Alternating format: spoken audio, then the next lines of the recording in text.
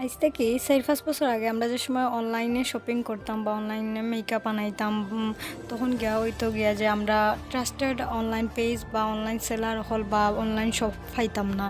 But নাওয়াডেজ এখন সপ্তাহ মিলে কারণ হইছে গিয়া সিলেট অনলাইন শপর ফেসবুক পেজ আবার গ্রুপ অ্যান্ড তারার আউটলেটও আছে, সিলেটও আছে, মৌলভীবাজারও আছে। সো যার কারণে আমরা লাগি আরও ইজি হয়ে গেছে অনলাইন প্রোডাক্ট সব একসাথে নিয়েছে পাওয়ার ট্রাস্টেড যেহেতু একটা শপ। সো আমরা চোখ বন্ধ করিয়া গিয়া যে কোনো জিনিস যে কোনো প্রোডাক্ট কিনতে পারি সিলেট অনলাইন শপের মৌলভীবাজারের আউটলেট থেকে।